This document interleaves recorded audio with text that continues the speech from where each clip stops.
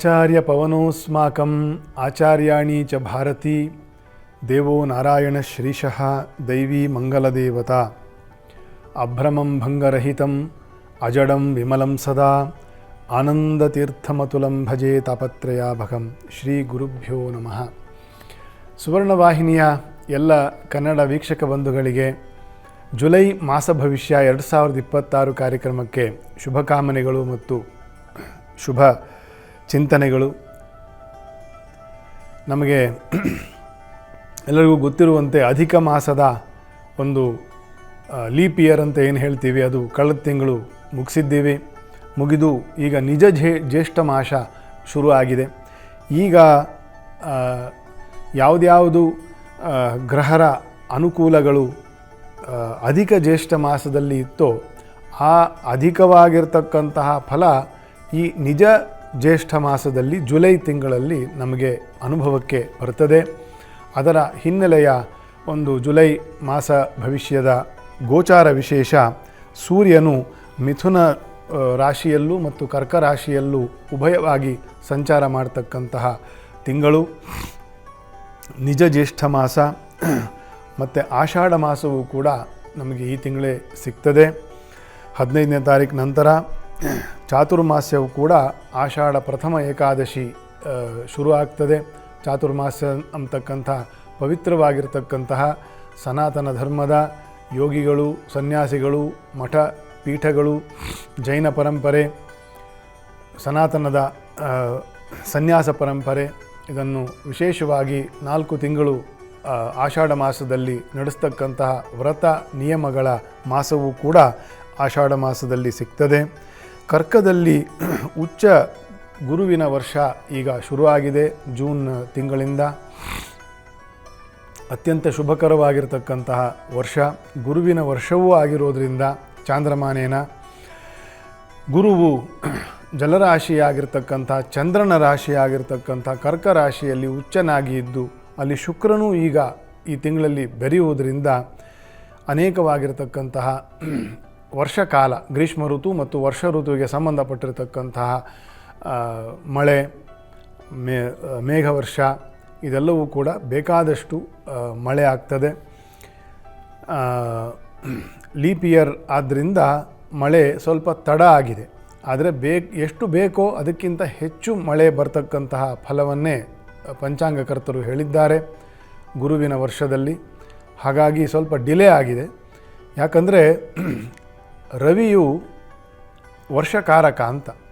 ಪಾಯತ್ಯೇಷ ವರ್ಷತ್ಯೇಷ ಗಭಸ್ತಿಭಿ ಏಷ ಸುಪ್ತೇಷು ಜಾಗರ್ತಿ ಭೂತೇಷು ಪರಿನಿಷ್ಠಿತಃ ಅಂತಂತ ಸೂರ್ಯನಿಗೆ ಒಂದು ಕಾರಕತ್ವ ಹೇಳಿರ್ತಕ್ಕಂಥದ್ದು. ಪಾಯತ್ಯೇಷ ವರ್ಷತ್ಯೇಷ ಅಂದರೆ ಎಲ್ಲ ಜಲಕ್ಕೆ ಕಾರಣವಾಗಿರ್ತಕ್ಕಂಥವನು, ವರ್ಷತ್ಯೇಷ ಅಂದರೆ ಎಲ್ಲ ಮಳೆಗೆ ಕಾರಣನಾಗಿರ್ತಕ್ಕಂಥವನು ರವಿ ಅಂತ. ಈ ರವಿಯು ವೃಷಭ ರಾಶಿಯಲ್ಲಿ ಇದ್ದಾಗಲೇ ನಮಗೆ ಅಧಿಕ ಮಾಸ ಬಂದಿದ್ದರಿಂದ ನಮಗೆ ಈ ಆರ್ದ್ರ ನಕ್ಷತ್ರ ಪ್ರವೇಶವು 1 ತಿಂಗಳು ಮುಂದೆ ಹೋಗುತ್ತೆ ದಕ್ಷಿಣಾಯನದ ಮಧ್ಯದಲ್ಲಿ. ಸೊ ಆರ್ದ್ರ ನಕ್ಷತ್ರಕ್ಕೆ ರವಿಯು ಪ್ರವೇಶ ಆಗ್ತಕ್ಕಂಥದ್ದು ಮಿಥುನ ರಾಶಿಯಲ್ಲಿ. ಹಾಗಾಗಿ ಈ ಅಧಿಕ ಜ್ಯೇಷ್ಠ ಮಾಸದಲ್ಲಿ ಆ ವೃಷಭದಲ್ಲೇ ಇದ್ದ ಕಾರಣ ನಮಗೆ ಆಲ್ರೆಡಿ ಜೂನ್ ಬಂದೋಗಿದೆ, ಜೂನ್ ಮಧ್ಯಾಹ್ನ ಆಗೋಗಿದೆ, ಇನ್ನೂ ಮಳೆ ಬಂದಿಲ್ಲ. ಮಳೆ ಬಂದಿಲ್ಲ, ಎಲ್ ನೀನೋ ಎಫೆಕ್ಟ್ ಅಂತೆ, ಗ್ಲೋಬಲ್ ವಾರ್ಮಿಂಗ್ ಅಂತೆ. ಅದೆಲ್ಲ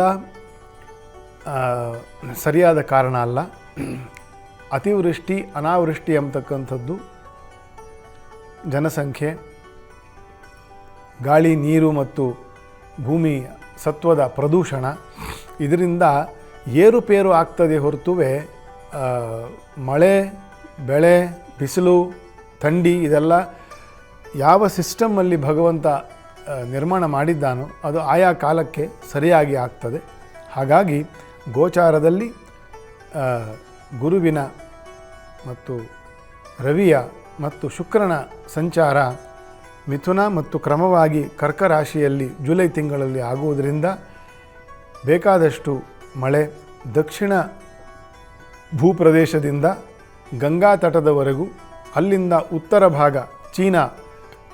ಪರ್ಯಂತ ಬೇಕಾದಷ್ಟು ಮಳೆ, ಬೇಕಾದಷ್ಟು ಪ್ರಾಕೃತಿಕವಾಗಿ ವಿಕೋಪಕ್ಕೆ ತಿರುಗ್ತಕ್ಕಂತಹ ಮಳೆ ಕೂಡ ನಾವು ಕಾಣೋರಿದ್ದೀವಿ.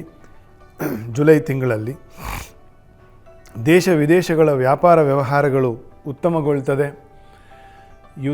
ಆನ್ಗೋಯಿಂಗ್ ಯುದ್ಧಗಳಿಂದ ಪಶ್ಚಿಮ, ಮಧ್ಯಪ್ರಾಚ್ಯ, ಅಮೆರಿಕ ಇದರ ನಿಲ್ಲದ ಯುದ್ಧದ ಕಾಟದಿಂದ ಸ್ವಲ್ಪ ವಿರಾಮವನ್ನು ಈ ಜೂನ್ ನಂತರ ಸಿಗ್ತದೆ ಅಂತಂತ ನಾನು ಮಾರ್ಚ್ ಭವಿಷ್ಯದಲ್ಲೇ ಹೇಳಿದ್ದೀನಿ. ಜೂನ್ವರೆಗೂ ಸ್ವಲ್ಪ ಖರಾಬಿದೆ ಗ್ರಹಚಾರ. ಆಲ್ಮೋಸ್ಟ್ ಇನ್ನೊಂದು ಅಟಾಮಿಕ್ ಬಾಂಬ್ ಹಾಕಬೇಕು ಅಂತನ್ನೋ ಒಂದು ತುದಿಯ ಅಪಾಯದಿಂದ ಪಾರಾಗಿದೆ. ಇರಾನ್ ಇರಾಕ್ ವಿಷಯದಲ್ಲಿ ಅಥವಾ ಇಸ್ರೇಲ್ ಇರಾನ್ ವಿಷಯದಲ್ಲಿ ಅಮೆರಿಕ ಸಾರಿರತಕ್ಕಂಥದ್ದು ಅದನ್ನು ಪಾರಾಗಿ ಈಗ ಸಮಕ್ಕೆ ಬರ್ತಾ ಇದ್ದೀವಿ ಅಂತನ್ನೋ ಅಷ್ಟು ಮನಸ್ಸು ಕೊಟ್ಟಿದ್ದಾರೆ. ಹೀಗಾಗುತ್ತೆ ಅಂತಂತ ಮಾರ್ಚ್ನಲ್ಲೇ ಹೇಳಿದ್ದೀನಿ. ಜೂನ್ವರೆಗೂ ಹೀಗಾಗುತ್ತೆ, ತದನಂತರ ಎಲ್ರಿಗೂ ಆಟ ಸಾಕು, ಇನ್ನು ನಾವು ಊಟ ಮಾಡ್ಕೊಳ್ಳೋಣ, ನಾವು ನಮ್ಮ ಮನೆಗೆ ನಾವು ಹೋಗ್ತೀವಿ ಅಂತಂತ ಬರ್ತದೆ ಅಂತ ಇದೇ ಮಾತುಗಳನ್ನು ನನ್ನ ಹಿಂದಿನ ಕಾರ್ಯಕ್ರಮಗಳಲ್ಲಿ ವಾಹಿನಿಯಲ್ಲಿ ಹೇಳಿದ್ದೀನಿ. ಹಾಗಾಗಿ ಈಗ ದೇಶ ವಿದೇಶಗಳ ವ್ಯಾಪಾರಗಳು, ವ್ಯವಹಾರಗಳು, ತೈಲ ನಿಕ್ಷೇಪ, ತೈಲಕ್ಕೆ ಪ್ರತಿಸ್ಪರ್ಧಿಯಾಗಿರ್ತಕ್ಕಂತಹ ಗ್ಯಾಸು, ಎಲೆಕ್ಟ್ರಿಕ್ಕು, ಸೋಲಾರು, ಇದ್ರ ಬಗ್ಗೆ ಎಲ್ಲ ಬಹಳಷ್ಟು ಅಭಿವೃದ್ಧಿಯನ್ನು ಅಥವಾ ಅತ್ತ ವ್ಯವಹಾರವು ಹೊರಳತಕ್ಕಂತಹ ವರ್ಷವೂ ಕೂಡ ಇದೇ ಆಗಿದೆ. ವಿಶೇಷವಾಗಿ ನಮಗೆ ಆಷಾಢ ಮಾಸ ಬರೋದರಿಂದ ವ್ರತ ನಿಯಮಗಳಲ್ಲಿ ಚಾತುರ್ಮಾಸ್ಯದಲ್ಲಿ ಸೇರ್ತಕ್ಕಂತಹ ಮಠ ಪೀಠಗಳು, ಸನ್ಯಾಸಿಗಳು ಇಂಥವರ ದರ್ಶನ, ಅವರಿಂದ ಆಶೀರ್ವಾದ ಇತ್ಯಾದಿಗಳನ್ನು ವಿಶೇಷವಾಗಿ ಪಡ್ಕೊಳ್ತಕ್ಕಂಥದ್ದು ನಮ್ಮ ಒಂದು ಶ್ರೇಯಸ್ಸಿಗೆ ಕಾರಣವಾಗ್ತದೆ. ಜುಲೈ ತಿಂಗಳಲ್ಲಿ ಗೋಚಾರ ವಿಶೇಷ ಇಷ್ಟು. ಇನ್ನು ಇದೇ ಗೋಚಾರದಲ್ಲಿ ಸುಮಾರು 4 ತಿಂಗಳು ಮುಂದೆ ಶನಿಯು ಮೀನರಾಶಿಯಲ್ಲಿ ವಕ್ರೀಚಾರನಾಗಿ ಇರ್ತಾನೆ. ಅದು ಕೂಡ ಮುಂದಿನ ತಿಂಗಳು ಕೊನೆಯಲ್ಲಿ ಆಗುವುದರಿಂದ ಅಥವಾ ಈ ತಿಂಗಳು ಕೊನೆಯಲ್ಲಿ ಆಗೋದ್ರಿಂದ ನಮಗೆ ಅದರ ಎಫೆಕ್ಟ್ ಏನು ಅಂತಂತ ವ್ಯಾಪಾರ ವ್ಯವಹಾರಗಳಲ್ಲೇ ಹೆಚ್ಚು ಅನುಭವಕ್ಕೆ ಬರ್ತದೆ. ಜಲರಾಶಿಯೂ ಆಗಿರೋದ್ರಿಂದ, ಗುರುವಿನ ಮನೆಯೂ ಆಗಿರೋದ್ರಿಂದ ವ್ಯಾಪಾರ ವ್ಯವಹಾರಗಳಿಗೆ ಒಂದು ರೀತಿಯ ಬೇರೆಯದೇ ಆಗಿರ್ತಕ್ಕಂಥ ಲೆವೆಲ್ಗೆ ತೊಗೊಂಡು ಹೋಗ್ತಕ್ಕಂಥ ಯೋಗವೂ ಕೂಡ ಬರ್ತದೆ. ಮುಂದೆ ಜುಲೈ ತಿಂಗಳ ಮೇಷಾದಿ ದ್ವಾದಶ ರಾಶಿಗಳ ಫಲವನ್ನು ನೋಡ್ತಾ ಹೋಗೋಣ. ಜುಲೈ ಮಾಸ ಭವಿಷ್ಯದ ರಾಶಿ ಫಲ ಮೊದಲನೆಗೆ ಮೇಷರಾಶಿ. ಜನ್ಮ ಶನಿಯ ವರ್ಷ ಇದ್ದೇ ಇದೆ. ಗುರುವು ತೃತೀಯದಲ್ಲಿದ್ದದ್ದು ಅರ್ಧ ವರ್ಷ ಅಥವಾ 3 ತಿಂಗಳು ಈಗ ಚತುರ್ಥ ಭಾವಕ್ಕೆ ಬಂದು ನಿಮ್ಮ ಜನ್ಮ ಶನಿಯ ಅಂದರೆ ಮೀನರಾಶಿಯನ್ನು 9ನೇ ದೃಷ್ಟಿಯಿಂದ ನೋಡ್ತಕ್ಕಂಥದ್ದು ಅನುಕೂಲವನ್ನು ಪಡೆದಿದ್ದೀರಿ. ಅಂದರೆ ಒಂದು ಕಡೆ ಜನ್ಮಶನಿಯ ದೋಷವೂ ಇದೆ, ಇನ್ನೊಂದು ಕಡೆ ಜನ್ಮಶನಿಯ ದೋಷವನ್ನು ಕಡಿಮೆ ಮಾಡ್ತಕ್ಕಂತಹ ಗುರುಬಲವು ನಿಮಗೆ ಜೊತೆಯಲ್ಲಿ ಸೇರಿರ್ತಕ್ಕಂತಹ ತಿಂಗಳೂ ವರ್ಷವೂ ನಡೀತಾ ಇರತಕ್ಕಂಥದ್ದು ಮೇಷರಾಶಿಯವರಿಗೆ. ಕುಜ, ಶುಕ್ರ, ಕೇತು, ರಾಹು ಇವರೆಲ್ಲರೂ ಅನುಕೂಲ ಸ್ಥಿತಿಯಲ್ಲಿ ಇದ್ದಾರೆ. ವ್ಯಾಪಾರ ವ್ಯವಹಾರಗಳು ಫಲಿಸ್ತದೆ, ಆದಾಯವು ಉತ್ತಮವಾಗ್ತದೆ, ಶುಭ ಕಾರ್ಯಗಳಿಗೆ ಚಾಲನೆ ದೊರೀತದೆ, ಮಾನಸಿಕವಾಗಿ ಸ್ವಲ್ಪ ನೆಮ್ಮದಿಯನ್ನು ಕಾಣ್ತೀರಿ. ಅನೇಕರಿಗೆ ಕೀಲು, ಗಂಟುಗಳ ನೋವು, ಸೊಂಟ ಎಳೆತ, ಭುಜಗಳ ನೋವು ಇತ್ಯಾದಿ ಅರ್ಥರೈಟಿಸ್ಗೆ ಸಂಬಂಧಪಟ್ಟಿರ್ತಕ್ಕಂಥ ಕೆಲವು ದೋಷಗಳು ಅಥವಾ ಅನಾರೋಗ್ಯ ಸಮಸ್ಯೆಗಳಿರ್ತದೆ. ಅದು ಕೂಡ ನೀವು ಪಥ್ಯವನ್ನು ಮಾಡಬೇಕು, ಆರೋಗ್ಯವನ್ನು ನೋಡಿಕೊಳ್ಬೇಕು. ಆದರೆ ಗ್ರಹಚಾರವೂ ಕೂಡ ಅದು ಸ್ವಲ್ಪ ಒಳ್ಳೆಯದು, ಸ್ವಲ್ಪ ಬೆಟರ್ ಆಗ್ತಕ್ಕಂತಹ ತಿಂಗಳಲ್ಲಿ ಇದ್ದೀವಿ. ಲಕ್ಷ್ಮೀ ನರಸಿಂಹದೇವರ ಬೆಳಗ್ಗೆ ಮತ್ತು ಸಂಜೆ ಅಷ್ಟೋತ್ತರ ಸ್ತೋತ್ರವನ್ನು ಓದ್ತಕ್ಕಂಥದ್ದು, ಲಕ್ಷ್ಮೀ ನರಸಿಂಹಾಯ ನಮಃ ಅಂತಂತ ಒಂದೇ ಮನಸ್ಸಿನಿಂದ 108 ಜಪವನ್ನು ಮಾಡಿ ದೀಪ ಇಟ್ಟು ಕೈಲಾದಷ್ಟು ನಮಸ್ಕಾರ ಮನೆಯಲ್ಲೇ ಮಾಡಿಕೊಳ್ಳೋದ್ರಿಂದ, ಇತರೆ ಲಕ್ಷ್ಮೀ ನರಸಿಂಹನ ಸ್ತೋತ್ರವನ್ನು ಕೂಡ ಆಸಕ್ತಿ ಇರೋರು, ಅಭ್ಯಾಸ ಇರೋರು ಅದನ್ನು ಮಾಡಿಕೊಳ್ಬೇಕು. ನರಸಿಂಹದೇವರ ಆರಾಧನೆ ಬಹಳ ವಿಶೇಷವಾಗಿ ಬೇಕು. ಕುಂಭರಾಶಿ, ಮೀನರಾಶಿ, ಮೇಷರಾಶಿಯವರಿಗೆ ನಾವೆಲ್ಲೋ ಹೋಗ್ತೀವಿ, ನರಸಿಂಹದೇವರ ಕ್ಷೇತ್ರ ದರ್ಶನ ಮಾಡ್ತೀವಿ ಅಥವಾ ದೇವಸ್ಥಾನಕ್ಕೆ ಹೋಗ್ತೀವಿ, ಅಲ್ಲಿ ಎಳ್ಳೆಣ್ಣೆ ಇಡ್ತೀವಿ. ಇದೆಲ್ಲ ಏನು ಬೇಕಾಗಿಲ್ಲದ ಉಸಾಬರಿ. ನೀವು ಎಲ್ಲಿ ಇದ್ದೀರೋ, ಯಾವ ಮನೆಯಲ್ಲಿದ್ದೀರೋ, ಹೇಗಿದ್ದೀರೋ ಅಲ್ಲೇ ಪೂರ್ವಕ್ಕೆ ತಿರುಗಿ ಕೂತ್ಕೊಂಡು ಲಕ್ಷ್ಮೀ ನರಸಿಂಹದೇವರ ಸ್ತೋತ್ರವನ್ನು, ನಾಮಸ್ಮರಣೆಯನ್ನು, ಪ್ರಾರ್ಥನೆಯನ್ನು ಮಾಡ್ತಾ ಹೋದರೂ ಸಾಕಾಗ್ತದೆ, ಒಳ್ಳೆಯದಾಗ್ತದೆ. ಮೇಷರಾಶಿಯವರಿಗೆ ಅನಾರೋಗ್ಯ ಅಂತಕ್ಕಂಥದ್ದು ನರಸಿಂಹದೇವರ ಆರಾಧನೆಯಿಂದ ವಿಶೇಷವಾಗಿ ಪರಿಹಾರ ಆಗ್ತದೆ ಕಲಿಯುಗದಲ್ಲಿ ಅಂತ ಭಾಗವತ ಹೇಳ್ತಕ್ಕಂಥದ್ದು. ಮುಂದೆ ವೃಷಭ ರಾಶಿ. ಜನ್ಮಕುಜ, ಗುರುಬಲ ಇಲ್ಲದ ವರ್ಷ ಮತ್ತು ಶನಿಯ ವಕ್ರೀಚಾರ ದೋಷ, ಈ ಮೂರು ಈ ತಿಂಗಳಲ್ಲಿ ಶುರು ಆಗ್ತದೆ. ಅಂದರೆ ಇದೆ ವೃಷಭ ರಾಶಿಯವರಿಗೆ. ಇಂತಹ ಸಂದರ್ಭದಲ್ಲಿ ನಮ್ಮ ನೂತನ ಮುಖ್ಯಮಂತ್ರಿಗಳಾಗಿರ್ತಕ್ಕಂಥ ಅವ್ರದ್ದು ಕೂಡ ವೃಷಭ ರಾಶಿಯೇ. ಸೊ ಇಂಥ ಸಮಯದಲ್ಲಿ ಅವರಿಗೆ ಆರೋಗ್ಯವು ಇತ್ಯಾದಿಗಳು ಸ್ವಲ್ಪ ವೃಷಭ ರಾಶಿಯವರಿಗೆ ಸ್ವಲ್ಪ ತೊಂದರೆಗಳು ಬರ್ತಕ್ಕಂಥದ್ದು. ಜನ್ಮಕುಜ, ಗುರುಬಲ ಇಲ್ಲ, ಶನಿಯ ವಕ್ರೀಚಾರ, ಇದು ಮೂರೂ ಕೂಡ ವೃಷಭ ರಾಶಿಗೆ ಸ್ವಲ್ಪ ಬ್ಯಾಡ್ ಎಫೆಕ್ಟ್, ಅಡ್ವರ್ಸ್ ಎಫೆಕ್ಟ್ ಮಾಡ್ತಕ್ಕಂಥದ್ದು. ಬಹಳ ಜಾಗ್ರತೆ ಬೇಕು. ಗ್ರಹಶಾಂತಿ ಪೂಜೆಗಳನ್ನು ಕಳಶಾರಾಧನೆ ವಿಧಿವತ್ತಾಗಿ ಅಥವಾ ಕಳಶಾರಾಧನೆ ಒಂದಿಗೆ ಹೋಮ ಶಾಂತಿಗಳು ಶಕ್ತಿ ಇದ್ದವರು ಮಾಡಿಸ್ಕೊಳ್ಳೋದು ಒಳ್ಳೆಯದು. ಶುಭ ಕಾರ್ಯಗಳಿಗೆ, ಆರೋಗ್ಯಕ್ಕೆ. ಇಷ್ಟಿ ಕಾಮನಾರ್ಥೆ ಅಂತ. ಇಷ್ಟಿ ಅಂತಂತಂದರೆ ಹೂಡುವುದು ಅಂತ, ಒಲೆ ಹೂಡುವುದು ಅಂತಾರಲ್ಲ, ಇಷ್ಟಿ. ಹಾಗಾಗಿ ಹೋಮ ಹವನವನ್ನು ಇಷ್ಟಿ ಅಂತ ಕರೀತಾರೆ. ಏನಾದರೂ ಒಂದು ಹೂಡ್ತೀವಿ ನಾವು ಅಂತ, ದೇವತಾ ಆರಾಧನೆಗೆ ಅದನ್ನು ಇಷ್ಟಿ ಅಂತಂತ ಕರೀತಾರೆ. ಹಾಗಾಗಿ ಏನಾದ್ರು ಆರೋಗ್ಯ ಕಾಮನೆಗೆ, ಸ್ವಾಸ್ಥ್ಯಕ್ಕೆ, ಶುಭ ಕಾರ್ಯಗಳಿಗೆ, ಮದುವೆ, ಮುಂಜಿ, ಗೃಹ ಪ್ರವೇಶ, ಭೂಮಿ ಪೂಜೆ ಇತ್ಯಾದಿಗಳಿಗೆ ಇದೆಲ್ಲ ಬೇಕು ಅಂದರೆ ಸ್ವಲ್ಪ ಸಮಸ್ಯೆಗಳಾಗ್ತದೆ ಈ ಹೇಳಿದ ದೋಷಗಳಿಂದ, ಗುರುಬಲವೂ ಇಲ್ಲದೇ ಇರತಕ್ಕಂಥ ಕಾರಣದಿಂದ. ಹಾಗಾಗಿ ಗ್ರಹಶಾಂತಿಯನ್ನು ಮಾಡ್ತಕ್ಕಂಥದ್ದು, ಜೊತೆಗೆ ನರಸಿಂಹದೇವರ ಆರಾಧನೆಯನ್ನು, ಕಳಶಾರ್ಚನೆಯನ್ನು, ಅಭಿಷೇಕ ಸೇವೆ ಅಥವಾ ಹೋಮ ಇದನ್ನು ಮುಂದುವರಿಸ್ಕೊಂಡು ಹೋಗ್ತಕ್ಕಂಥದ್ದು ವೃಷಭ ರಾಶಿಯವರಿಗೆ. ಮುಂದುವರಿತಾ ಮಿಥುನ ರಾಶಿ. ಅತ್ಯುತ್ತಮವಾಗಿರ್ತಕ್ಕಂಥ ಗುರುಬಲದ ತಿಂಗಳು ಅಥವಾ ವರ್ಷ ನಡೀತಾ ಇದೆ. ಅನೇಕ ವಿಷಯದಲ್ಲಿ ಆದಾಯದಲ್ಲಿ ವೃದ್ಧಿ, ಸ್ವಜನ ಮತ್ತು ದಾಂಪತ್ಯದಲ್ಲಿ ಸ್ವಲ್ಪ ಬಿರುಕು ಅಥವಾ ಮನಸ್ತಾಪ ಉಂಟಾದೀತು. ಹಾಗಾಗಿ ವ್ಯಯದಲ್ಲಿ ಕುಜ ಇರುವುದರಿಂದ ಆದರೂ ಅದನ್ನು ತೂಗಿಸ್ಕೊಂಡು ಹೋಗ್ತಕ್ಕಂತಹ ಸಮಾಧಾನದ ಮನಸ್ಸು ಮಿಥುನ ರಾಶಿಯವರಿಗೆ ಸಹಜವಾಗಿ ಇರ್ತದೆ. ಶ್ರೀನಿವಾಸ ದೇವರ ಸೇವೆ, ದರ್ಶನ, ತುಳಸಿ ಸಮರ್ಪಣೆ, ಅಲಂಕಾರ ಸೇವೆ, ದೀಪ ಇಟ್ಟು ನಮಸ್ಕಾರ ಮಾಡ್ತಕ್ಕಂಥದ್ದು ಇತ್ಯಾದಿ ಶ್ರೀನಿವಾಸ ದೇವರ ವಿಶೇಷ ಸೇವೆಗಳನ್ನು ಮಿಥುನ ರಾಶಿಯವರು ಮಾಡಿಕೊಳ್ಬೇಕು. ಅತ್ಯುತ್ತಮವಾಗಿರ್ತಕ್ಕಂಥ ಗುರುಬಲ ಇರುವುದರಿಂದ ವಿದ್ಯಾರ್ಥಿಗಳಿಗೆ, ವೈದ್ಯರಿಗೆ, ಉನ್ನತ ವಿದ್ಯಾಭ್ಯಾಸವನ್ನು ಮುಂದುವರಿಸ್ತಾ ಇರತಕ್ಕಂಥವರಿಗೆ, ಮಿಥುನ ರಾಶಿಯವರ ಇದರಲ್ಲಿ ಅವರಿಗೆಲ್ಲ ಒಂದು ರೀತಿಯ ಏಳಿಗೆ, ಯಶಸ್ಸು, ಕೆಲಸ ಇಲ್ಲದೆ ಇರತಕ್ಕಂಥವರಿಗೆ ಆಯಾ ಸಂಘದಲ್ಲಿ ಬೇಗ ಕೆಲಸ ಆಗ್ತಕ್ಕಂಥದ್ದು, ಇದೆಲ್ಲ ಫಲವನ್ನು ಮಿಥುನ ರಾಶಿಯವರು ಪಡೀತಾರೆ. ಮುಂದುವರಿತಾ ಕರ್ಕರಾಶಿ. ಕರ್ಕರಾಶಿಯಲ್ಲೇ ಶುಭನಾಗಿರ್ತಕ್ಕಂತಹ ಗುರುವಿನ ಸಂಚಾರದ ವರ್ಷ. ಅನ್ಯ ರಾಶಿಗಳಲ್ಲಿ ಜನ್ಮದಲ್ಲಿ ಗುರು ಇದ್ದರೆ ಸ್ವಲ್ಪ ಬಾಧೆಗಳು ಬರ್ತದೆ, ಸ್ವಲ್ಪ ಭಾರ ಆಗ್ತದೆ, ಎಲ್ಲದರಲ್ಲೂ ಪ್ರೆಷರ್ ಜಾಸ್ತಿ ಆಗುತ್ತೆ. ಕರ್ಕರಾಶಿಯಲ್ಲಿ ಬೇರೆ ಬೇರೆ ಶುಭ ಕಾರ್ಯಗಳಿಗೆ ಅದು ಕಾರಣ ಆಗ್ತದೆ. ಸ್ತ್ರೀಯರಿಗೆ ಅತ್ಯಂತ ಶುಭವಾಗಿರ್ತಕ್ಕಂತಹ ತಿಂಗಳು. ಗುರು ಶುಕ್ರ ಯೋಗ ಭಾಳ ಚೆನ್ನಾಗಿದೆ. ಏಕಾದಶದಲ್ಲಿ ಕುಜ, ಅದು ಬಹಳ ಚೆನ್ನಾಗಿದೆ. ರವಿಯೂ ಕೂಡ ಕರ್ಕ ರಾಶಿಗೆ ಬರುವ ತಿಂಗಳು, ಅದೂ ಒಳ್ಳೆಯದೇ.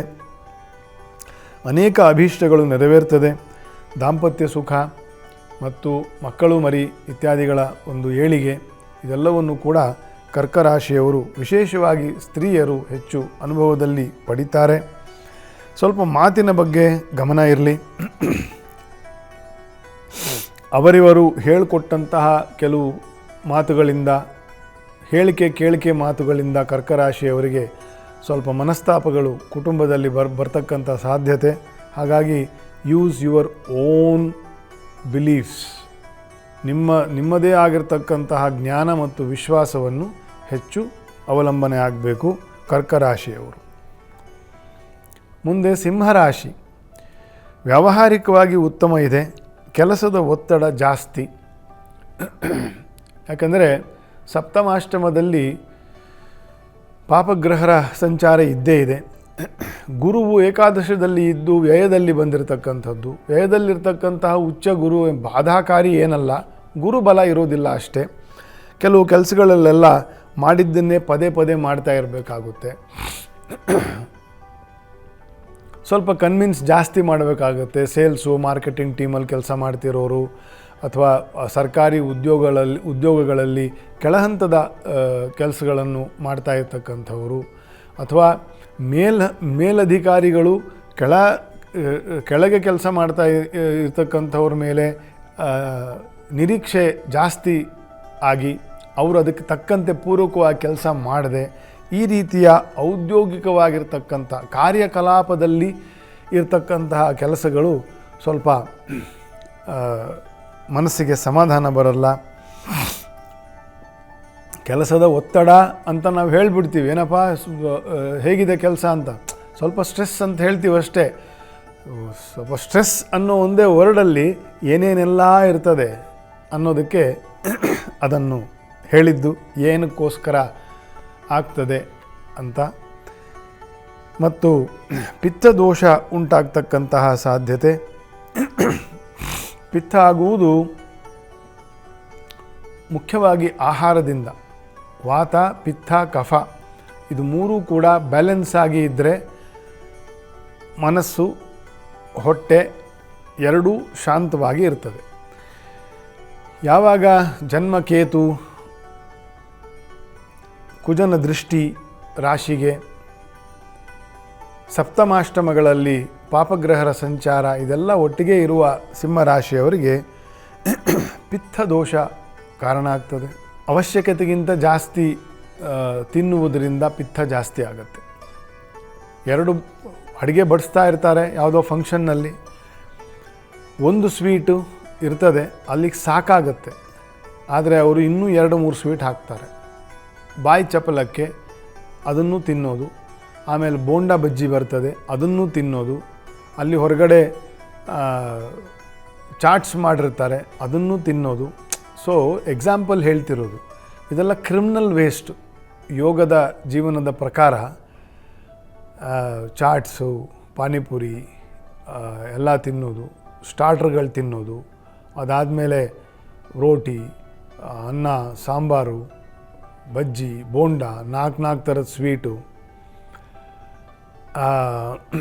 ಹಿಂದಿನ ಕಾಲಕ್ಕೆ ಅವೆಲ್ಲ ಚೆನ್ನಾಗಿತ್ತು. ಅಂದರೆ ಭೂರಿ ಭೋಜನ ಅಂತಂತೇನು ನೋಡಿ, ಪಿತ್ತ ಅನ್ನೋ ಒಂದೇ ವಿಷಯ, ವಾತ, ಪಿತ್ತ, ಕಫ ಅಂತಕ್ಕಂಥ ಒಂದೇ ವಿಷಯವು ಯಾಕೆ ಅದನ್ನೊಂದು ಸ್ವಲ್ಪ ಒಡೆದು ಹೇಳ್ತಾ ಇದ್ದೀನಿ ಅಂತಂದರೆ, ನಾವು ಇವತ್ತಿನ ಕಾಲಮಾನದಲ್ಲಿ 50 ಜನಕ್ಕೆ 100ರಲ್ಲಿ ಒಂದು ಸಹಜವಾಗಿರ್ತಕ್ಕಂಥ ಆರೋಗ್ಯ ಇಲ್ಲ 30-40 ವರ್ಷದವರಿಗೆ. ಆದರೆ 80 ವರ್ಷದವ್ರಿಗೆ 90 ವರ್ಷದವ್ರಿಗೆ ಆರೋಗ್ಯ ಚೆನ್ನಾಗಿದೆ. ಯಾಕಂದರೆ ಅವ್ರದ್ದು ಜೆನೆಟಿಕ್ಸು ಆ ಕಾಲದ್ದು. ಯಾಕೆ ಅಂದರೆ ನಮ್ಮ ಆಹಾರ ವಿಹಾರ ಪಾನೀಯದಲ್ಲೇ ನಮಗೆ ಸಮತ್ವ ಇಲ್ಲ. ಹಾಗಾಗಿ ನಮಗೆ ವಾತಪಿತ್ತ ಕಫ ವಿಕಾರಗಳು ಜಾಸ್ತಿ ಆಗ್ತದೆ. ತಲೆನೋವು, ಬೇನೆ, ತಲೆಭಾರ, ಕಣ್ಣು ಬೇನೆ, ಕಣ್ಣು ಭಾರ, ಪದೇ ಪದೇ ಇನ್ಫೆಕ್ಷನ್ ಆಗೋದು, ಜ್ವರ ಬರೋದು, ಹಾರ್ಟ್ ಪ್ರಾಬ್ಲಮ್ ಬರೋದು, BP ಏರೋದು, ಒಬೆಸಿಟಿ, ಇದೆಲ್ಲ ಏನಕ್ಕೆ ಆಗ್ತಾಯಿದೆ? ನಮಗೆ ಗೊತ್ತಿದೆಯೋ ಗೊತ್ತಿಲ್ವೋ ನನಗೆ ಗೊತ್ತಿಲ್ಲ, ಆದರೆ ಅದನ್ನು ಗಮನಿಸಿ ನಿಮ್ಮ ತನಕ ವಿಷಯ ಮುಟ್ಟಿಸೋದು ನನ್ನ ಕೆಲಸ. ಹಾಗಾಗಿ ಇವರು ಸಿಂಹರಾಶಿ ಅಂತ ಒಂದು ನಿಮಿತ್ತ, ಅವರಿಗೆ ಜಾಸ್ತಿ ದೋಷಗಳು ಬರ್ತದೆ. ಇದು ಪಿತ್ತ ದೋಷ. ಇವಾಗ ಯಾಕೆ ಅಂತ ನಾನು ನಿಮಗೆ ಹೇಳ್ತಾ ಇದ್ದೇನೆ. ಯಾಕೆ ಅಂತಂದರೆ ನಾವು ಉಣುವುದರಲ್ಲಿ ನಾವು ಎಚ್ಚರ ಪೂರ್ತಿ ತಪ್ಪಿಬಿಟ್ಟಿದ್ದಾರೆ. ಜನ ಪೂರ್ತಿ ಎಚ್ಚರ ತಪ್ಪಿಬಿಟ್ಟಿದ್ದಾರೆ. ಬೆಳಿಗ್ಗೆ 7 ಗಂಟೆ 8 ಗಂಟೆಗೆ 4 ಇಡ್ಲಿ, 2 ವಡೆ, ಪಲಾವ್, ಪಚಡಿ, ಇದೆಲ್ಲ ನಮ್ಮ ಕಲ್ಚರ್ ಅಲ್ಲ ಇದು. ಮತ್ತು ಮಧ್ಯಾಹ್ನ ಎಲ್ಲೋ ಹೋಟ್ಲಲ್ಲಿ ಊಟ, ವಾರಕ್ಕೊಂದೋ ಎರಡೋ ಪಾರ್ಟಿ, ವಾರಕ್ಕೊಂದು ಯಾವುದೋ ಒಂದು ಸತ್ಯನಾರಾಯಣ ಪೂಜೆನಾದರೂ ಇರುತ್ತೆ, ಯಾರ್ದಾರ ನಾಮಕರಣನಾದ್ರೂ ಇರುತ್ತೆ, ಇನ್ನು ಯಾರ್ದಾರ ಶ್ರಾದ್ದನಾದ್ರೂ ಇರ್ತದೆ, ಅಲ್ಲೂ ಹೋಗು. ಸೊ ಹೇಳುವ ಉದ್ದೇಶ ಏನು ಅಂತಂದರೆ, ಎಲ್ಲ ಕಡೆ ಹೋಗೋಣ, ಎಲ್ಲರೂ ನಮ್ಮವರೇ, ಎಲ್ಲರೂ ಬೇಕಾದವರೇ. ಆದರೆ ಆಹಾರ, ಪಾನೀಯ ಮತ್ತು ವಿಚಾರ ಅಂದರೆ ಜ್ಞಾನ, ಇದನ್ನು ಚೆನ್ನಾಗಿ ಕಂಟ್ರೋಲಲ್ಲಿ ಇಟ್ಕೊಂಡವನೇ ಆರೋಗ್ಯವನ್ನು ಕಾಪಿಟ್ಕೊಂಡಕ್ಕೆ ಸಾಧ್ಯ ಇರ್ತದೆ ಅಂತ. ಹಾಗಾಗಿ ಏನಪ್ಪ, ಒಂದು ಪಿತ್ತ ಬರುತ್ತೆ ಅಂದರೆ ಇಷ್ಟೊಂದು ಹೇಳ್ತಾರಲ್ಲ ಇವರು ಅಂತ. ಇಷ್ಟೊಂದು ಹೇಳೋದು ನಿಮ್ಮ ಕಥೆಯೇ. ನಾನು ನೀವು ಪ್ರತಿನಿತ್ಯ ಸಮಾಜದ ದುರ್ಗತಿಯನ್ನು ನೋಡಿಯೇ ನಿಮ್ಮವರೆಗೆ ಹೀಗೆಲ್ಲ ಇರಬಾರ್ದು ಅಂತಂತ ಹೇಳುವ ಪ್ರಯತ್ನ ಅಷ್ಟೇನೆ. ಅರ್ಥ ಮಾಡ್ಕೊಳ್ಳಿ ಅಷ್ಟೇ. ಕನ್ಯಾ ರಾಶಿ, ಅನೇಕವಾಗಿರ್ತಕ್ಕಂಥ ಅವಕಾಶ. ಏಕಾದಶದಲ್ಲಿ ಗುರುವಿನ ಸಂಚಾರ, ವ್ಯಯದಲ್ಲಿ ಕೇತು ಜ್ಞಾನಕಾರಕನಾಗ್ತಾನೆ. ಅಷ್ಟಮಾಧಿಪತಿ ಕರ್ಮದಲ್ಲಿ ಒಳ್ಳೆಯ ಉದ್ಯೋಗ ಸಿಗ್ತದೆ, ಅಥವಾ ಉದ್ಯೋಗದಲ್ಲಿ ಏಳಿಗೆ ಆಗ್ತದೆ, ಬಡ್ತಿ ಬರ್ತದೆ. ಬುಧನೂ ಅನುಕೂಲಕರವಾಗಿ ಇರ್ತಕ್ಕಂತಹ ತಿಂಗಳು. ನೀವೆಷ್ಟು ಕ್ರಿಯಾಶೀಲ, ಇದೆಲ್ಲ ಇದೆ, ಅದು ಇಂಪಾರ್ಟೆಂಟ್ ಅಲ್ವಾ. ನಮಗೆ ಟೈಮ್ ಚೆನ್ನಾಗಿದೆ ಅಂತಂದರೆ ನಾವು ಅಷ್ಟೇ ಕ್ರಿಯಾಶೀಲರು ಆಗಿರಬೇಕು, ಅಷ್ಟೇ ಹಿಂದೆ ಕಷ್ಟನೂ ಪಟ್ಟಿರಬೇಕು, ಒಂದು ಪ್ರಯತ್ನದ ಒಂದು ಸರಪಳಿಯಿಂದ ಮುಂದೆ ಬಂದಿರಬೇಕು. ಆಗ ಒಳ್ಳೆ ಟೈಮ್ ಬಂದಾಗ ಬೇಕಾದಷ್ಟು ಒಳ್ಳೆಯ ಅವಕಾಶ, ಅನುಕೂಲ ಇದೆಲ್ಲ ಒಂದೊಂದೇ ಆಗ್ತದೆ.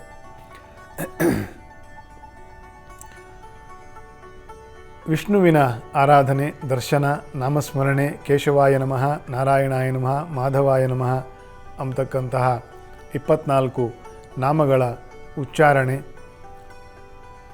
ಅಭ್ಯಾಸ ಇರುವವರು, ಆಸಕ್ತಿ ಇರುವವರು ವೆಂಕಟೇಶ ಸ್ತೋತ್ರ, ಶ್ರೀಕೃಷ್ಣ ಅಷ್ಟೋತ್ತರ,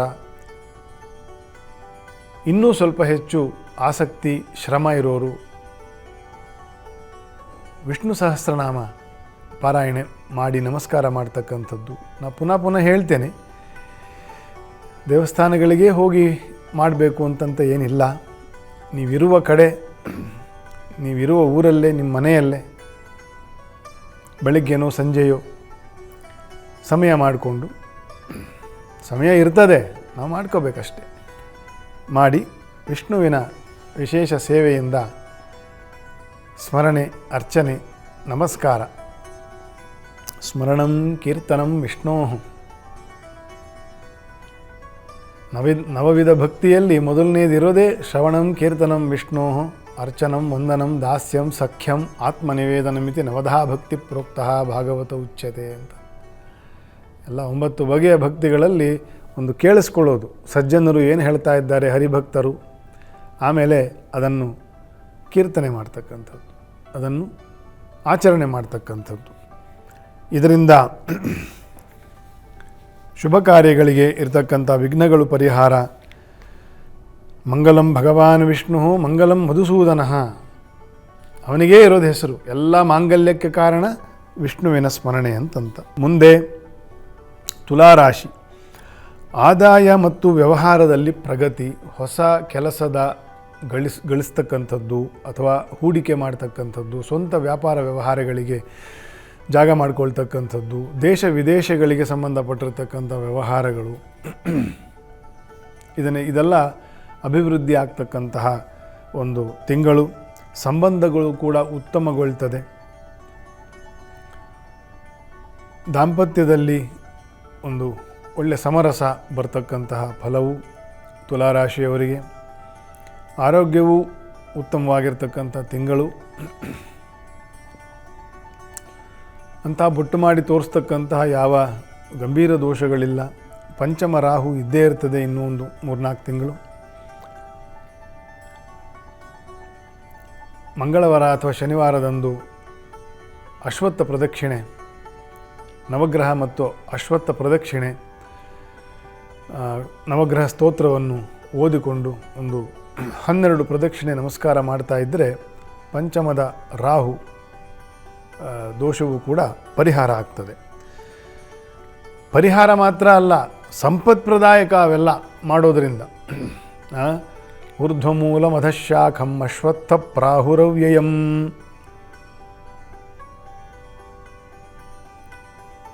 ಅದಕ್ಕೆ ವ್ಯಯ ಅನ್ನೋದೇ ಇಲ್ಲ ಅಶ್ವತ್ಥ ವೃಕ್ಷಕ್ಕೆ ಅಂತಂತ ಭಗವದ್ಗೀತೆಯಲ್ಲಿ ಹೇಳಿರ್ತಕ್ಕಂಥ ಒಂದು ಉದಾಹರಣೆಯ ಶ್ಲೋಕ ಅದಷ್ಟೇ. ಆದರೆ ಅದು ಅವ್ಯಯವಾಗಿರ್ತಕ್ಕಂತಹ ಪುಣ್ಯ. ಅಶ್ವತ್ಥ ವೃಕ್ಷ ಸೇವೆ, ಅದನ್ನು ಬೆಳೆಸ್ತಕ್ಕಂಥದ್ದು, ಅದಕ್ಕೆ ಕಟ್ಟೆ ಕಟ್ಟುವುದು, ನೀರು ಹಾಕುವುದು, ಪ್ರದಕ್ಷಿಣೆ ನಮಸ್ಕಾರ ಮಾಡುವುದು, ಧೂಪ ದೀಪಾರತಿಗಳನ್ನು ಮಾಡುವುದು, ವೃಕ್ಷ ವಿವಾಹವನ್ನು ಮಾಡ್ತಕ್ಕಂಥದ್ದು ನಮ್ಮದೆಲ್ಲ ಬಹಳ ವಿಶೇಷ ಸಂಪ್ರದಾಯಗಳಿದೆ. ಒಳ್ಳೆಯದು. ತುಲಾರಾಶಿ. ವೃಶ್ಚಿಕ ರಾಶಿ ರಾಜಯೋಗದ ತಿಂಗಳು. ರಾಶೀಶ್ವರನು ಹೋದ ತಿಂಗಳು ನಿಮ್ಮ ರಾಶಿಯನ್ನು ನೋಡ್ತಾ ಇದ್ದ ಕುಜ, ಈ ತಿಂಗಳು ನಿಮ್ಮ ರಾಶಿಯನ್ನು 7ನೇ ಭಾವದಿಂದ ನೋಡ್ತಾನೆ. ಶುಕ್ರ ಗುರುಗಳು 9ನೇ ಮನೆಯಲ್ಲಿದ್ದಾರೆ. 10ನೇ ಅಧಿಪತಿಯೂ ಕೂಡ ಅಲ್ಲಿಗೆ ಬರ್ತಾನೆ.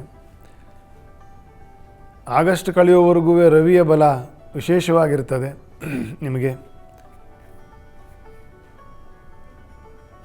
ಸಿದ್ದರಾಮಯ್ಯನವ್ರದ್ದು ವೃಶ್ಚಿಕ ರಾಶಿ ಇದೆ.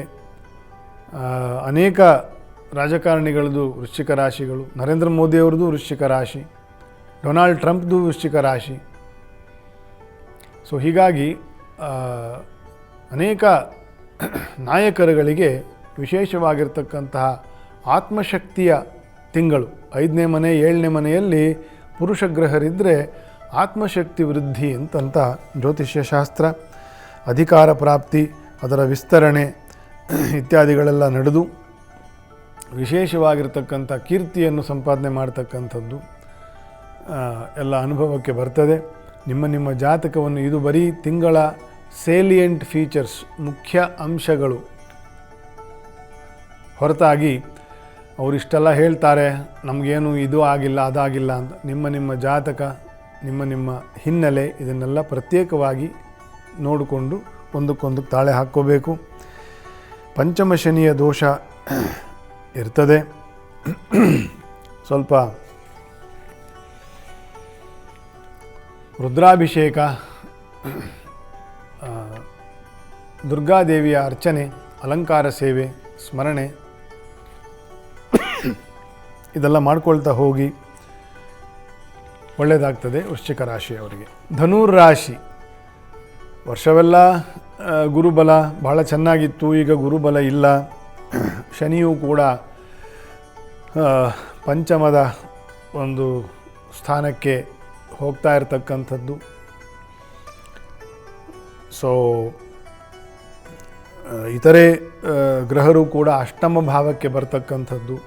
ಸೊ ಇದೆಲ್ಲ ಸ್ವಲ್ಪ ಭಾವನಾತ್ಮಕವಾಗಿ ಎಮೋಷನಲಿ ಸ್ವಲ್ಪ ಚಾಲೆಂಜ್ ಆಗ್ತದೆ ಧನುರ್ ರಾಶಿಯವರಿಗೆ. ಪ್ರಯತ್ನ ಜಾಸ್ತಿ, ಸ್ವಲ್ಪ ಯಾಕೋ ಸ್ಲೋ ಆಯಿತು ಅಥವಾ ಏನೋ ಮುಂದೆ ಹೋಗ್ತಾ ಇಲ್ಲ, ಕ್ಲಚ್ ಹಿಡ್ದಂಗೆ ಆಗ್ತಿದೆ, ಸರ್ವೀಸಿಗೆ ಬಂದಿದೆ ಗಾಡಿ ಅಂತಂತ. ಅದಕ್ಕೆ ಸ್ವಲ್ಪ ಪುಣ್ಯಕ್ಷೇತ್ರಗಳಿಗೆ, ಈಶ್ವರನ ಪುಣ್ಯಕ್ಷೇತ್ರಗಳಿಗೆ ದರ್ಶನ, ಅಲ್ಲಿ ನದಿಯ ಸ್ನಾನ, ಶಿವಪಂಚಾಕ್ಷರ, ರುದ್ರಾಭಿಷೇಕ, ಈಶ್ವರ ಸ್ತೋತ್ರಗಳು ಇದನ್ನೆಲ್ಲ ಆದಾಗ ಹೋಗಿ ಪುಣ್ಯಕ್ಷೇತ್ರಗಳ ದರ್ಶನವನ್ನು ಮತ್ತು ಗುರುಪೀಠಗಳ ದರ್ಶನವನ್ನು, ಅನುಗ್ರಹವನ್ನು ಸಂಪಾದನೆ ಮಾಡ್ತಕ್ಕಂಥದ್ದು ಧನುರ್ ರಾಶಿಯವರಿಗೆ. ಒಬ್ಬ ವಿದ್ಯಾರ್ಥಿಗಳಿಗೂ ಸ್ವಲ್ಪ ವಿಶೇಷ ಕಷ್ಟ ಇದೆ ಈ ತಿಂಗಳು. ತಲೆ ಎಲ್ಲೋ ಇರ್ತದೆ, ಮನಸ್ಸೇ ಎಲ್ಲೋ, ಮಾಡ್ತಾ ಇರೋದೇ ಏನೋ. ಸೊ ಸ್ವಲ್ಪ ಫೋಕಸ್ಡ್ ಆಗಿ ಇರುವುದು ಕಷ್ಟ ಆಗ್ತದೆ. ಯೋಗ ಧ್ಯಾನಗಳು ಬಹಳ ಉಪಯುಕ್ತ ಅಭ್ಯಾಸದಲ್ಲಿ ಇಟ್ಟುಕೊಂಡ್ರೆ. ಮುಂದೆ ಮಕರ ರಾಶಿ. ಶುಭ ಕಾರ್ಯದಲ್ಲಿ ವೃದ್ಧಿ, ಪ್ರಗತಿ, ದಾಂಪತ್ಯ, ಮಕ್ಕಳು ಮರಿ ಅವರಿಂದ ಏಳಿಗೆ ಕಾಣ್ತಕ್ಕಂಥದ್ದು, ಅವರಿಂದ ಏನಾದರೂ ಒಳ್ಳೆಯದನ್ನು ನಾವು ಪಡಿತಕ್ಕಂಥದ್ದು, ಕುಟುಂಬದವರ ಏಳಿಗೆ ಅಥವಾ ಕೂಡಿಕೊಳ್ಳುವಿಕೆ, ಕೃಷಿಗೆ ಸಂಬಂಧಪಟ್ಟಿರ್ತಕ್ಕಂತಹ ಕೆಲಸಗಳಲ್ಲಿ ಸ್ವಲ್ಪ ಅನುಕೂಲ, ಸರ್ಕಾರದಲ್ಲಿ ಮಟ್ಟದಲ್ಲಿ ಇರತಕ್ಕಂಥ ಕೆಲವು ಕೆಲಸಗಳಲ್ಲಿ ಅಲ್ಲೂ ಕೂಡ ಸ್ವಲ್ಪ ಅನುಕೂಲ ಇತ್ಯಾದಿ ಒಳ್ಳೆಯ ತಿಂಗಳಲ್ಲಿ ನಡೀತಾ ಇದೆ ಮಕರ ರಾಶಿಯವರಿಗೆ. ಸುಬ್ರಹ್ಮಣ್ಯ ದೇವರ ಸೇವೆ, ನಾಗದೇವರಿಗೆ ಅಭಿಷೇಕ, ನಾಗದೇವರಿಗೆ ರುದ್ರಾಭಿಷೇಕ ಇತ್ಯಾದಿ ಸೇವೆಗಳನ್ನು ಮಕರ ರಾಶಿಯವರು ಮಾಡ್ತಾ ಮುಂದುವರಿಬಹುದು. ಕುಂಭರಾಶಿ, ಆದಾಯ, ಅವಕಾಶ, ಅನುಕೂಲ, ಈ 3 ಆಕಾರಗಳು ಬಹಳ ಇಂಪಾರ್ಟೆಂಟ್ ನಮ್ಮ ಲೈಫಲ್ಲಿ. ಅವಕಾಶ ಇದ್ದರೆ ಆದಾಯ ಬರ್ತದೆ, ಅವಕಾಶ ಆಗೋಕ್ಕೆ ನಮಗೆ ಅನುಕೂಲ ಆಗಬೇಕು, ಅನುಕೂಲ ಆಗ್ತಕ್ಕಂಥದ್ದು ಗ್ರಹರಿಂದ, ಅವಕಾಶ ಆಗ್ತಕ್ಕಂಥದ್ದು ನಮ್ಮ ಪರಿಶ್ರಮದಿಂದ, ಆದಾಯ ಬರ್ತಕ್ಕಂಥದ್ದು ಕೂಡ ನಮ್ಮ ಪರಿಶ್ರಮದಿಂದ. ಹಾಗಾಗಿ ಅವಕಾಶವನ್ನು, ಆಕಾಶದಲ್ಲಿ ಇರ್ತಕ್ಕಂಥವರೆಲ್ಲ ಗ್ರಹರು ನಮಗೆ ಅವಕಾಶವನ್ನು ಕೊಟ್ಟಿದ್ದಾರೆ ಭೂಮಿಯಲ್ಲಿ ಬದುಕಿ ಅಂತಂತ. ಆ ಬದಲಾವಣೆಗಳನ್ನೆಲ್ಲ ನೋಡ್ತಾ ಇದ್ದಾಗ ಏನಾಗುತ್ತೆ, ನಿಮ್ಮ ಆದಾಯ ವೃದ್ಧಿ ಆಗ್ತದೆ, ಅವಕಾಶಗಳು ತೆರೀತದೆ, ಇರುವ ಕಡೆ ಏನಾದರೂ ಒಂದು ಗಳಿಸ್ತಕ್ಕಂಥದ್ದು ಬರ್ತದೆ, ನಿಧಾನವಾದಂತಹ ಒಂದು ಗತಿ ಸ್ವಲ್ಪ ಸ್ಪೀಡಪ್ ಆಗುತ್ತೆ. ನೀವು ಎಷ್ಟು ಮಟ್ಟಿಗೆ ಬಳಸ್ಕೊಳ್ತೀರಿ, ನೀವೆಷ್ಟು ಮಟ್ಟಿಗೆ ಅದನ್ನು ತಯಾರಿಯನ್ನು ಮಾಡಿದ್ದೀನಿ, ವಿದ್ಯಾರ್ಥಿಗಳಿರ್ಬೋದು, ಉದ್ಯೋಗಸ್ಥರಿರ್ಬೋದು, ಸ್ವಂತ ವ್ಯಾಪಾರಿಗಳಿರ್ಬೋದು, ನಿಮ್ಮ ಹೂಡಿಕೆ, ನಿಮ್ಮ ತಯಾರಿ ಇದು ಇಂಪಾರ್ಟೆಂಟ್ ಆಗುತ್ತೆ. ಜನ್ಮ ಶನಿಯ ಮತ್ತು ಜನ್ಮ ರಾಹುವಿನ ಎರಡೂ ದೋಷಗಳು ಇದೆ. ನಾಗದೇವರು, ಸುಬ್ರಹ್ಮಣ್ಯ ದೇವರ ಕ್ಷೇತ್ರ ದರ್ಶನ ಇತ್ಯಾದಿಗಳನ್ನು ನೀವು ವಿಶೇಷವಾಗಿ ಮಾಡಿಕೊಳ್ತಾ ಮುಂದೆ ಹೋಗಬೇಕು. ಅವಶ್ಯವಾಗಿ ಈ ಗುರುವಿನ ಅನುಕೂಲಕ್ಕೋಸ್ಕರ ರಾಯರ ಒಂದು ಸೇವೆಯನ್ನು ಕೂಡ ನೀವು ಮಾಡೋದು ಬಹಳ ಒಳ್ಳೆಯದು ಕುಂಭರಾಶಿಯವರು. ಕೊನೆಯದಾಗಿ ಮೀನರಾಶಿ, ವ್ಯಾವಹಾರಿಕ ಪ್ರಗತಿ, ಆರೋಗ್ಯದಲ್ಲಿ ಬೆಟರ್ ಆಗ್ತದೆ, ಉತ್ತಮವಾಗ್ತದೆ. ಗುರುವಿನ ಮನೆಯಲ್ಲೇ ಶನಿ ಇರುವುದು, ಗುರುವಿನ ದೃಷ್ಟಿ ಉಂಟು. ನಿಮ್ಮ 9ನೇ ಸ್ಥಾನಕ್ಕೂ ಗುರುವಿನ ದೃಷ್ಟಿ ಉಂಟು. ಶನಿ ಸ್ವಲ್ಪ ವಕ್ರಿ ಆದಾಗ ಸ್ವಲ್ಪ ಅನಾರೋಗ್ಯ ಮತ್ತು ಮಾನಸಿಕ ಕಿರಿಕಿರಿ ಎಲ್ಲ ಜಾಸ್ತಿ ಆಗ್ತದೆ, ಅಥವಾ ಕುಟುಂಬದಲ್ಲಿ ಸ್ವಲ್ಪ ಸಮಸ್ಯೆಗಳು ಬರ್ತದೆ, ಅದರಿಂದ ಮಾನಸಿಕ ಕಿರಿಕಿರಿಗಳು ಜಾಸ್ತಿ ಆಗ್ತಕ್ಕಂಥದ್ದು. ಆದಾಯಕ್ಕೆ ಏನು ತೊಂದರೆ ಇಲ್ಲ, ಖರ್ಚು ವೆಚ್ಚಗಳು ಕೂಡ ಅದಕ್ಕೆ ತಕ್ಕ ಹಾಗೆ ಇರ್ತದೆ ಮೀನರಾಶಿಯವರಿಗೆ. ಓವರಾಲ್ ಶುಕ್ರನು ಅನುಕೂಲ, ಕುಜನೂ ಅನುಕೂಲಕರ, ಗುರುವಿನ ಅನುಕೂಲವೂ ಇದೆ, ಪಂಚಮ ಗುರು. ವ್ಯಯದಲ್ಲಿ ರಾಹು ಸ್ವಲ್ಪ ದೋಷಕರವೇ, ಅದು ಇಷ್ಟ ಕ್ಷೇತ್ರ, ಅದು ಏನು ಅಂಥ ಸಮಸ್ಯೆ ಏನಲ್ಲ. ಮಾನಸಿಕ ಸಮತ್ವಕ್ಕೆ ಮಾತ್ರ ಸ್ವಲ್ಪ ಸಮಸ್ಯೆ ಬರ್ತದೆ. ಈಗ ಇದ್ದಂತೆ ಇನ್ನೊಂದು 2 ಗಂಟೆ ಕಾಲ ಇರಲ್ಲ. ಏನೋ ಒಂದು ವಿಶೇಷವಾಗಿ ಸ್ತ್ರೀಯರಿಗೆ ಮೀನರಾಶಿ ಇದನ್ನೆಲ್ಲ ಗೆಲ್ಲಕ್ಕೆ, ಇದನ್ನೆಲ್ಲ ಮೀರಿ ವ್ಯವಹರಿಸಲಿಕ್ಕೆ ಸ್ವಲ್ಪ ಯೋಗಾಭ್ಯಾಸಗಳು, ಕ್ರಮವಾಗಿ ಪ್ರಾಣಾಯಾಮ, ನಾಮಜಪ, ಧ್ಯಾನ ಇದರದೆಲ್ಲ ಅಭ್ಯಾಸಗಳನ್ನು ವಿಶೇಷವಾಗಿ ಅಭ್ಯಾಸ ಮಾಡ್ತಾ ಅದರಿಂದ ಲಾಭವಂತರೂ ಆಗಿ ಇನ್ನೊಬ್ಬರಿಗೂ ಕೂಡ ಅದರ ಒಂದು ಅನುಕೂಲವನ್ನು ಕೊಡ್ತಕ್ಕಂಥದ್ದು ಕೂಡ ಮಾಡಬಹುದು ಮೀನರಾಶಿಯವರು.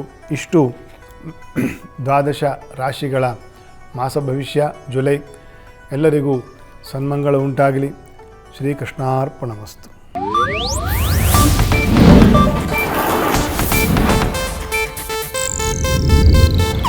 ಇದು ಏಷ್ಯಾನೆಟ್ ನ್ಯೂಸ್ ನೆಟ್ವರ್ಕ್ ಪ್ರಸ್ತುತಿ.